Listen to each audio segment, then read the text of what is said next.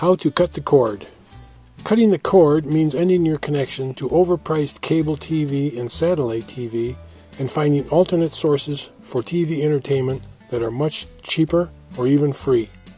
There are plenty of alternatives available that meet those goals, and you can find the basics in this video.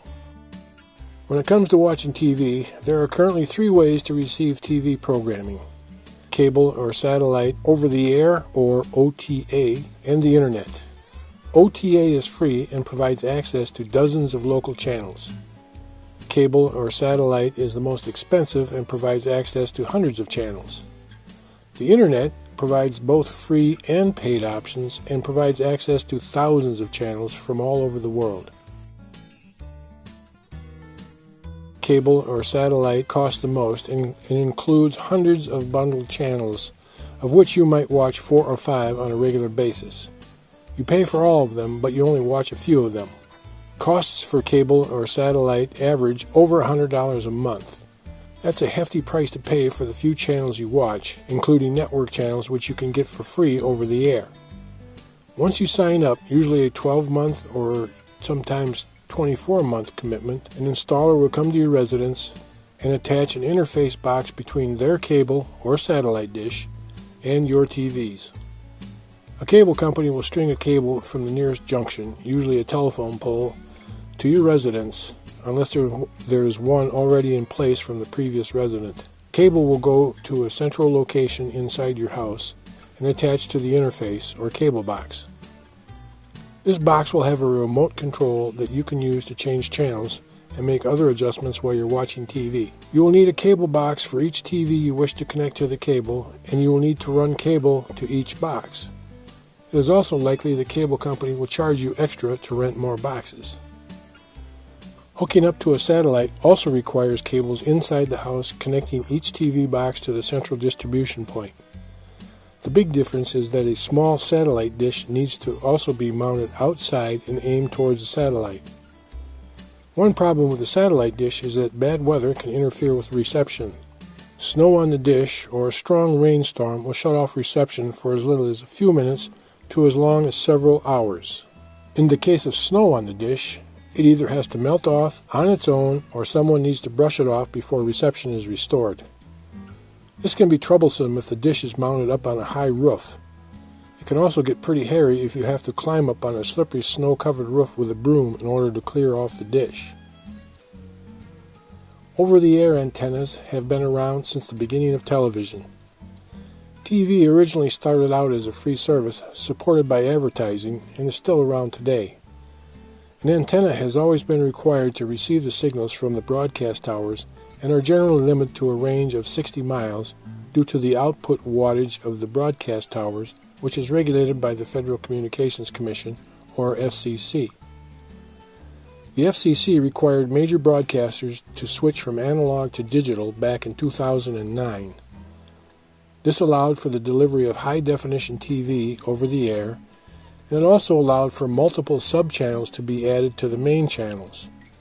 For example, where there used to be only channel 3 in analog, sub-channels are now available such as 3.2, 3.3, etc.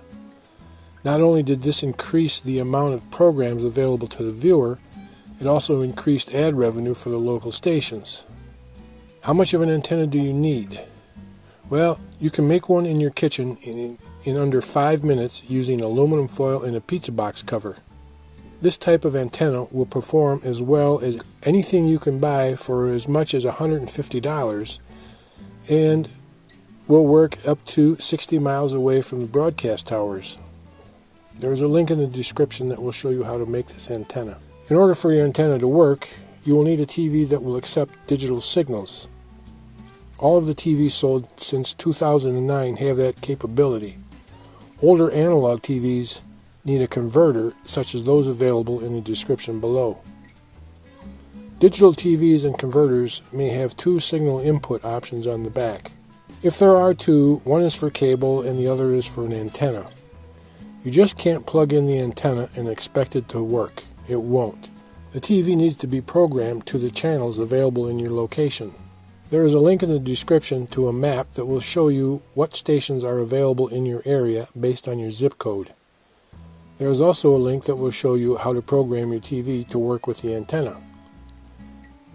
The nice thing is that you do not have to run a cable to each TV unless you choose a single outdoor antenna as your signal source. It is far easier to attach an indoor antenna to each TV, and the indoor antennas are just as effective as the outdoor antennas are in most cases, and sometimes better. Antennas can also be affected by bad weather, but unlike satellite dishes, you can usually remedy the problem right away by simply moving the antenna a few inches in any direction until the program comes back on. This is much easier to do with individual antennas as opposed to a central outdoor antenna. Another thing to keep in mind is sometimes a TV on one end of the house will be affected by the weather, while the TV on the other end of the house is not affected at all.